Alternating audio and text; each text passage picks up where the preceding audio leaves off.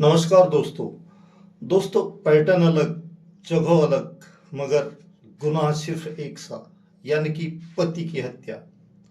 दोस्तों, एक माह के अंदर 5 ऐसे केस आए जिन्होंने पूरे हिंदुस्तान को हिलाकर रख दिया। सबसे पहला केस है दोस्तों मेरठ में। मेरठ की मुस्कान ने अपने प्रेमी साहिल के साथ मिलकर अपने पति सौरभ के 15 टुकड़े किए और उन्हें एक ड्रम में भर दिया और ऊपर से उसमें सीमेंट भर दिया दोस्तों। और केस नंबर 2, औरैया जिले में मात्र शादी को सिर्फ 10 दिन हुए थे, यहाँ पत्नी ने अपने प्रेमी के साथ मिलकर अपने पति की गोलियों से छलनी कर हत्या कर दी। और केस नंबर 3 है दोस्तों हरियाणा का। हरियाणा भिवानी में एक रवीना नाम की महिला ने अपने प्रेमी के साथ मिलकर अपने पति को चाकू से छलनी कर दिया। और उसके बाद फिर मेरठ आते हैं दोस्तों। उत्तर प्रदेश के मेरठ में रविता नाम की महिला ने अपने प्रेमी के साथ मिलकर अपने पति का गला दबाया और उसको एक दुर्घटना का रूप देने के लिए उसके बिस्तर पर एक जहरीला सांप छोड़ दिया दोस्तों। केस नंबर 5 है दोस्तों कर्नाटका का। कर्नाटका में एक पूर्व डीजीपी जो रिटायरमेंट हो चुकी, जिनकी उम्र थी 68 वर्ष, उनको उनके पति पत्नी पल्लवी ने उनकी आंखों में पहले मिर्ची पाउडर झोंका और फिर चाकू से 15 वार किए, उनके पेट में, उनके सीने में और उनके गले में, जिससे उनकी मौके पर ही मृत्यु हो गई दोस्तों। और चलिए दोस्तों, अब सुनाता हूँ केस नंबर 6 जो उत्तर प्रदेश से है। दोस्तों, उत्तर प्रदेश का एक जिला पड़ता है देवरिया। यहाँ एक थाना है तरकुलवा। इसी थाने की हद में एक गांव आता है दोस्तों, पकड़ी पटखोली। 25 अप्रैल 2025 को एक किसान अपने खेत में गेहूं की फसल काटने जाता है। तभी उसको बगल के खेत में एक बड़ा सा ब्रीफकेस दिखाई देता है दोस्तों। जब वो उस ब्रीफकेस के पास जाता है तो उस पर मक्खियां भिनभिना रही होती हैं और ब्रीफकेस एक चादर में लपेटा हुआ था। किसान ने इसकी सूचना तरकुलवा थाने को दे दी। कुछ ही देर में थाने से थाना इंचार्ज अपनी टीम के साथ मौका वारदात पर पहुंच जाते हैं। पुलिस ने जब ब्रीफकेस खोला तो उसके भी होश उड़ गए। ब्रीफकेस के अंदर एक 35 से 36 वर्ष के युवक की 2 टुकड़ों में लाश पड़ी थी। पुलिस ने मुआयना किया तो शव के पास न कोई आईडी था और न ही मोबाइल। पुलिस के लिए सबसे पहले मृतक की शिनाख्त करना जरूरी थी, तभी हत्यारों तक पहुंचा जा सकता था। पुलिस ने शव का पंचनामा भरकर उसे पोस्टमार्टम के लिए भेज दिया। तभी पुलिस की नजर ब्रीफकेस पर लगे एक टैग पर पड़ी।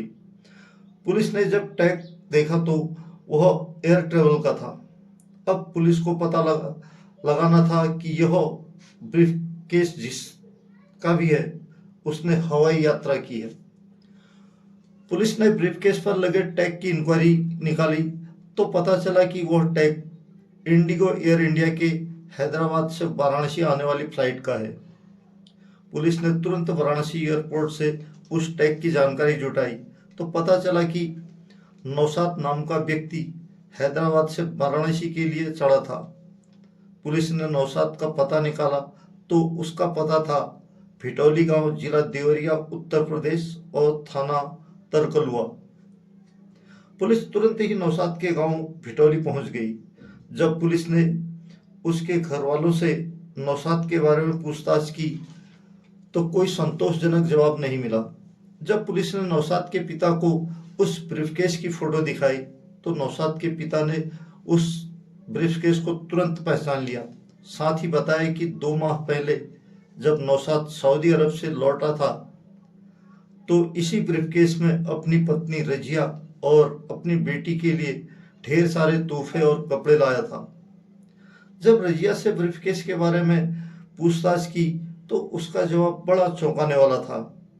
अतः पुलिस को रजिया पर शक हो गया कि नौशाद की हत्या में रजिया का हाथ हो सकता है। अतः पुलिस ने रजिया को थाने ले जाकर पूछताछ की तो रजिया थोड़ी सी सख्ती पर ही टूट गई दोस्तों।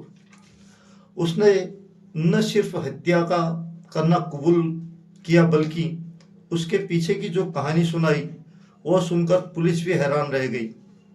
दरअसल में रजिया ने बताया कि वह और उसका भांजा एक दूसरे से प्रेम करते हैं। नौशाद जब से सऊदी अरब गया तभी से उसका और रोमान का संबंध बन गया था। कई बार नौशाद ने दोनों को आपत्तिजनक हालत में पकड़ा था। इसके चलते नौशाद ने रोमान और रजिया की पिटाई भी कर दी थी। इसका बदला लेने के लिए दोनों ने एक साजिश रची कि नौशाद को ही रास्ते से हटा दिया जाए। इसके लिए रोमान ने अपने दोस्त हिमांशु को भी शामिल कर लिया। रोमान ने अपने दोस्त हिमांशु से कहा अगर वह उसका साथ देता है तो वह भी रजिया से शारीरिक सुख भोग सकता है। फिर रजिया, रोमान व हिमांशु ने 24 अप्रैल 2025 को नौशाद के खाने में नींद की बहुत सारी गोलियां मिला दी। जब नौशाद गहरी नींद में चला गया तो रोमान ने उसका गला दबाया, हिमांशु ने दोनों हाथ पकड़ लिए और रजिया ने नौशाद के दोनों पैर पकड़ लिए। दोस्तों, जब नौशाद पूरी तरह ठंडा पड़ गया तो रजिया ने वह ब्रीफकेस दिया जिसमें नौशाद का शव भरना था। जब शव उसमें नहीं बैठा तो फिर तीनों ने चाकू और चापर से नौशाद के शरीर के 2 टुकड़े किए। फिर रोमान और हिमांशु ने उस ब्रीफकेस को एक चादर में लपेटा और मोटरसाइकिल से फिटौली गांव से 60 किलोमीटर दूर पकड़ पटखोली गांव के खेत में फेंक दिया और बेफिक्र